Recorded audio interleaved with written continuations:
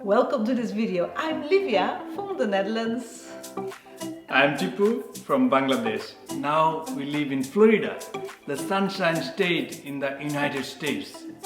And this is the fourth episode of how I met my husband from Bangladesh and how Tipu, with no money, came to Belgium, Brussels, without his parents at the age of 17.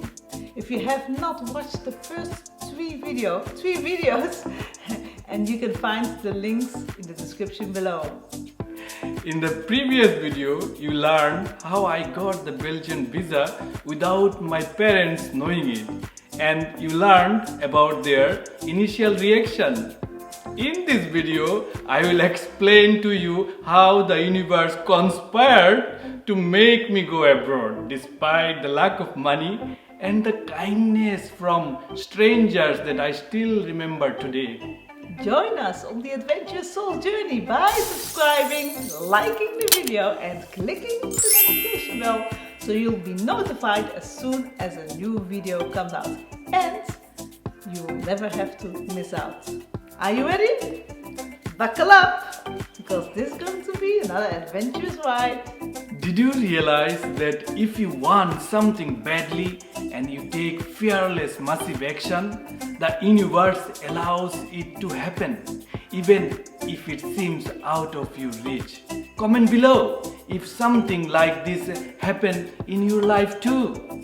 My father was a doctor in the countryside and had 6 children to whom he wanted to give the highest education.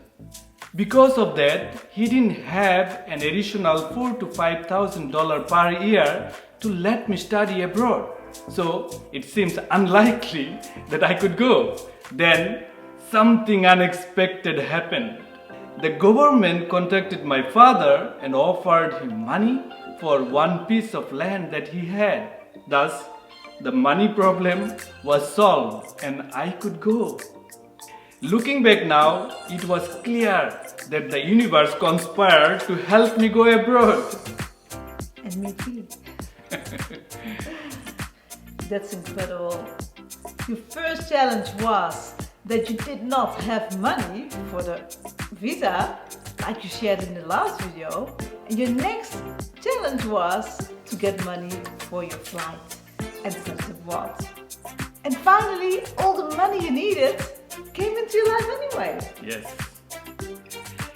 When you focus on something and you take fearless massive action, you can make your dreams come true. And you're the proof of it. Yes. Let me put this in perspective. This was in 1985. There was no internet, which means no Google Maps, no Booking.com or TripAdvisor. Anything that you would use to plan a trip abroad. This means no cell phone. All the information I could get was through a letter by mail, which took a couple of weeks to arrive from Belgium. Yes, I remember that time.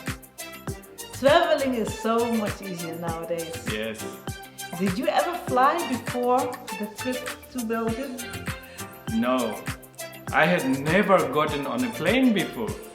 And I was going to an unknown part of the world on my first flight. I didn't know what I was doing. I only had the address of the university where I would go with the 2 friends that I met 2 months ago. Nobody was going to pick us up and I didn't know where we would stay. All we had to figure it out when we arrived in Brussels. You were really already an adventurous soul at that time, going at the age of 17, without your parents, flying to the unknown. I'm curious, you guys. Comment below, what are the things that you did in your life and inspire this community? If you haven't done so yet, make sure you like, subscribe and show your support so we can continue making videos. So how was your first flight, Tipu? On the flight, I couldn't sleep. In the middle of the night, while everyone was sleeping, I went to the air hostess and asked something to drink. And that lady looked at me and curiously asked me, "Where are you going?" I told her I'm going to Brussels to study. I saw her stunned face and she asked me, "How old are you?" I said, "I'm 17. She looked and she then asked me, "Are you flying with your parents?" I said, "No." "Will you not miss your parents?" She asked. Honestly, till that moment, I didn't think about it. I don't know what to say to her. And then she made a place next to her to sit. She gave me drinks and some chocolate. We had a nice chat, and then I started to realize I was going far away from my parents, brothers and sisters. I felt heartache. I then asked her for a pen and paper and wrote a letter to my parents. During the flight, I finally realized I was not going to see them for a while. Tears ran down my cheeks. I knew I will miss a lot of them. Of course, you were only 17. You're so brave, going away from them to another country at the other side of the world. Who wasn't it? It was her. How long was your journey? Our journey was in total about 20 hours. It was a very long flight. I left on Friday evening, but the flight was delayed, and thus we left after midnight from Dhaka International Airport. Because of the delay, the stopover and the time change, we arrived only Sunday morning in London Heathrow Airport. So 1.5 days later. Yes. We had a connecting flight from Heathrow to Brussels, but because of the delay, we missed the connecting flight and we arrived in Brussels in the afternoon. On our flight, we met a guy who suggested we take a train from Brussels airport to Central Station so we could save some money. To this day, I appreciate the kindness of the air hostess and this man a lot. After 36 years, I still remember them. What an impact 1 minute of kindness can have, right? Yes. On someone's life. Tell us about a story you have of a stranger that showed you kindness, and share it in the comments below. Yes, and if you ever encounter a situation where you can give kindness to a stranger, please do it. You never know, you might impact their life. About 30 minutes later, we arrived at the Brussels Central Station. After disembarking from the empty train, we needed to figure out where to go next. To our right, we saw stairs at the far end of the platform, but in front of us, we saw a one-way electric escalator, which I had only seen in the movies. We hesitated to go up because we didn't know if it could bring us to the exit of the station. All the signs were in French and Dutch, and on the platform there was no one except us. Finally, one of my friends decided he would go up to the escalator and told us to wait until he comes back, not knowing he could not come back anymore to the same place. After 30 minutes, he still didn't come down. We started to get concerned. We called his name from the bottom of the escalator, but there was no response. If he didn't come down to find us, then he must be lost. Now we were worried. I asked to my other friend, should we go up together? He agreed. As we didn't want to lose another friend, we went up the escalator hoping we could find him. After reaching the top of the escalator, we finally saw him. We called his name and he came running to us. What took you guys so long? Why didn't you guys come up? I was waiting for both of you to come up. We are waiting for you to come down, tell us this is the exit of the station. So the escalator brought us to the main lobby of the station. And to our surprise, there were only 3 or 4 people in such a big station. So we thought we came in a wrong station. This cannot be Central Station. It should be full of people like back at home. And then suddenly we heard sirens outside. Looking at the exit, we saw several police cars racing. Shocked by this, we thought there must be something wrong in this country. We thought we ended up in a war zone or something really bad happened, so no one was in the streets. We then tried to communicate with some people in the lobby, but nobody wants to talk with us, telling us, no, no, no.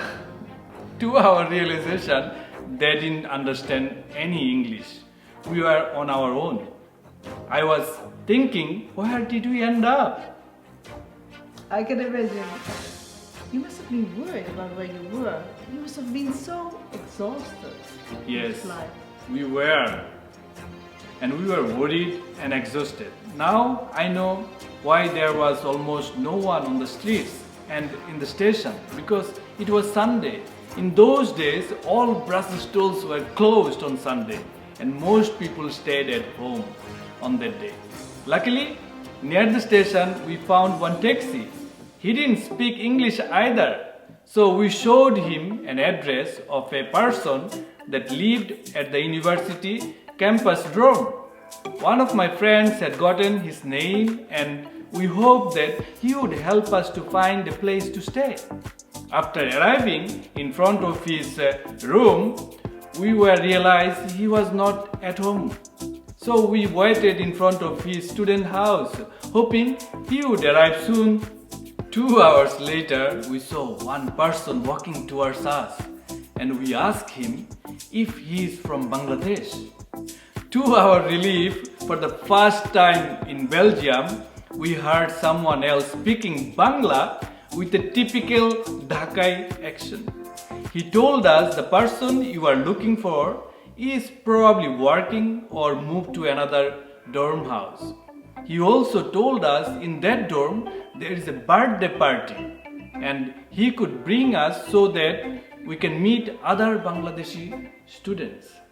You must have been so relieved that he was so helpful, as you was not able to meet the other guy you wanted to meet. Yes, we were relieved and we are also hungry and exhausted. Fortunately, at the party there was a lot of food and the people at the party arranged that we could sleep on the floor of a student's apartment for a few nights. Wow, so nice. While on the floor mattress, I was staring at the ceiling, thinking about how we arrived here and worried for what will be next. I had a knot in my stomach. How will we survive here? Where will we stay next? How will I communicate in a city where no one speaks English? You must have had a sleepless night. And you were already so tired. Well, because the trip was so exhausting, I fell asleep not long after. We hope you're enjoying this story.